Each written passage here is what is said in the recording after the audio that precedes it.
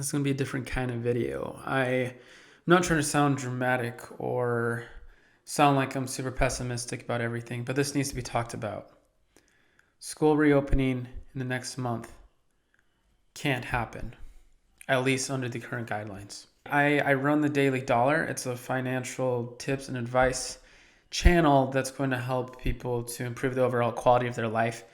But today I'm going to be talking about something a little bit off topic, however, still very important. Big focus on my channel is the idea of creating memories, of living life to your best. And I feel like this topic gets into that. So that's why I feel it's appropriate to talk about. I'm a 5th grade middle school teacher. And next month, I'm expected to go back to work and have a class of 24 children inside of my classroom.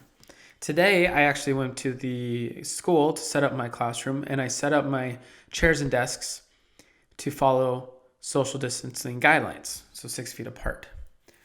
I have 30 desks in my classroom. I was able to fit in 14.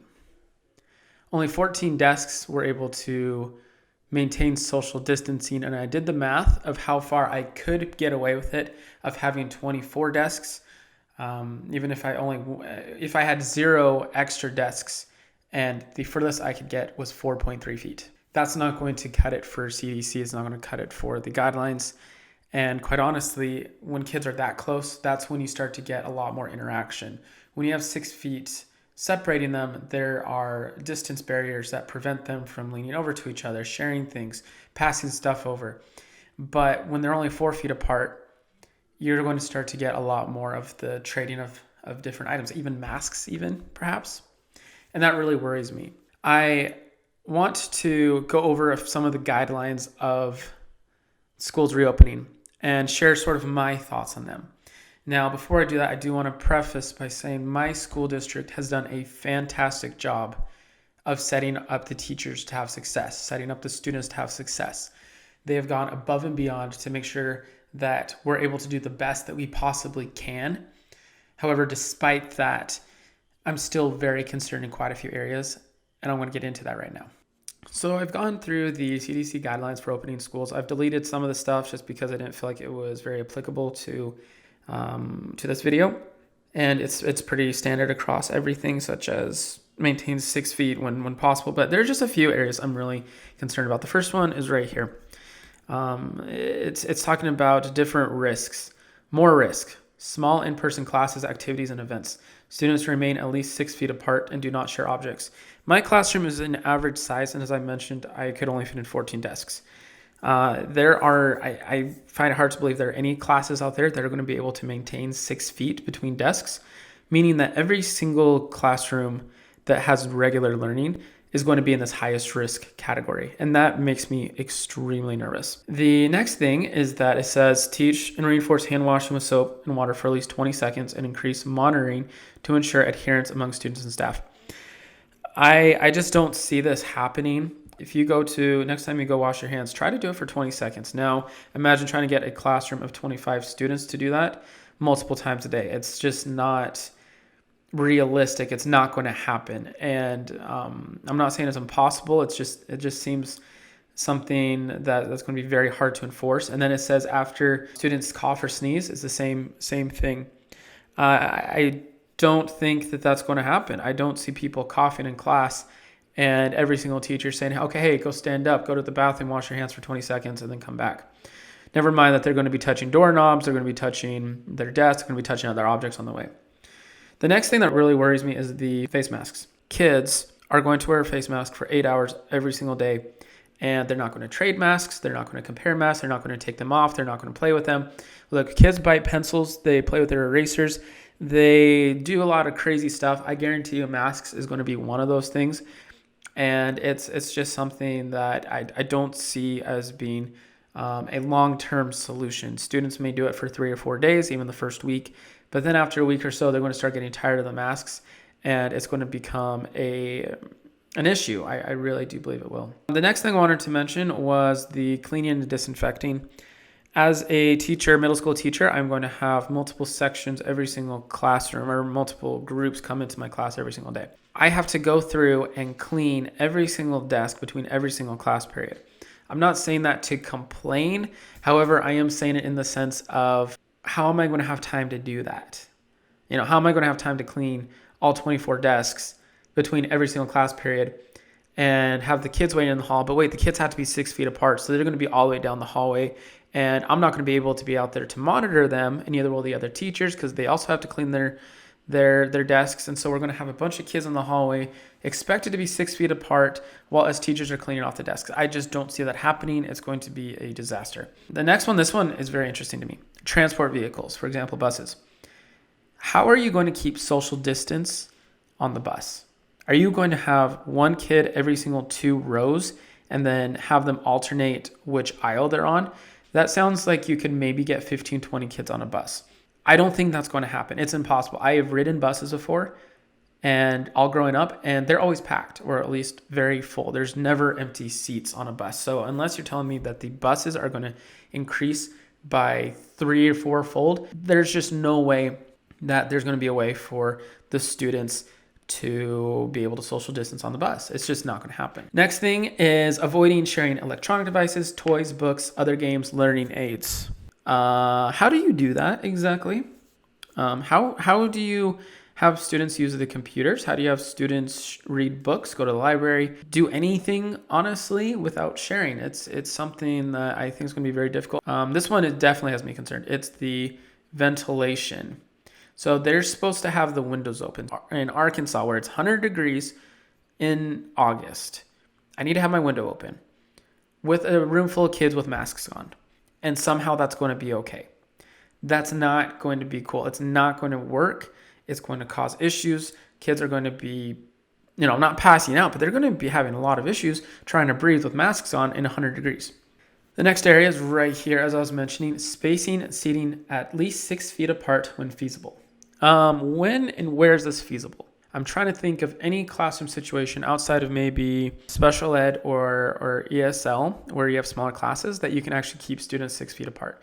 I'm going to have a classroom of 24, and that's only probably going to go up because I'm in an area that's growing quite a bit. So it's probably going to end up near 28 to 30 by the end of the school year. That's not going to happen. They're going to be 4 feet apart all day long. And again, what are you going to do in the hallways? Are you really going to keep kids 6 feet apart as they go into different classes? What about recess? What about all these other areas? What about lunch? How are they going to keep 6 feet apart when the volume or the space inside of a classroom does not allow for that? Install physical barriers such as sneeze guards and partitions in areas where it's difficult for individuals to remain at least 6 feet apart. So everywhere at every desk, or what are we talking about here? And again, it's just, okay, offer option for staff at higher risk for severe illness, students at higher risk, and other people. This is where I get very concerned. I'm a first-year middle school teacher at my school. I got typhoid living out in Mexico, and ever since then, every time I get sick, I get very, very sick. I'm actually very concerned that if I were to get this, it would affect me very negatively long-term, especially with the negative effects that I already have with having had typhoid. And so if I get this, I don't think I'm considered high risk, but I'm a little worried to go talk to my supervisor about it because I was just hired.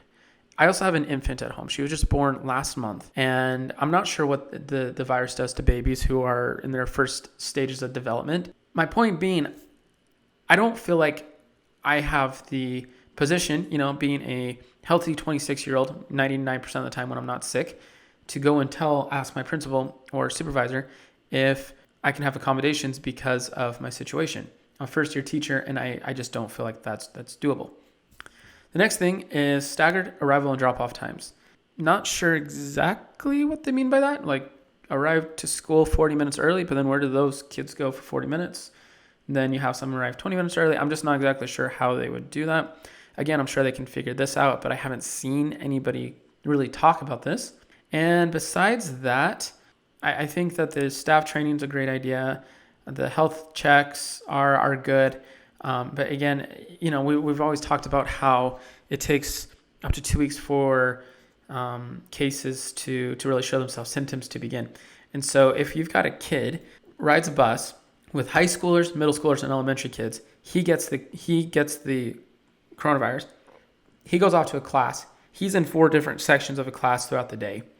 So he gets around at least 100 different students, who those 100 different students are around every other student, and they get onto different buses. I mean, it's just going to spread like crazy. I don't see how this is preventable. I think that the intention is good, but I'm afraid that the people who are making these guidelines probably haven't been in a school in over 50 years, and they really should have talked to teachers about this, because teachers would have been able to say that a lot of these things are just not possible. They're not realistic with these kids, especially younger kids that have a lot of energy. And if you don't give them recess, if you've ever been in a classroom for indoor recess, the rest of your day is going to be awful.